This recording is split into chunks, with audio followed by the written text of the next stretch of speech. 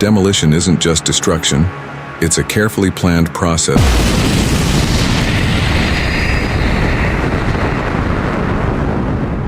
It all begins with detailed assessments, ensuring the safety of the site and surrounding areas.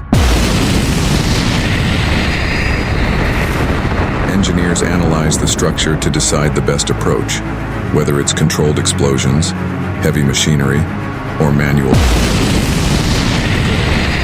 Will bring down buildings efficiently, minimizing risks and maximizing safety.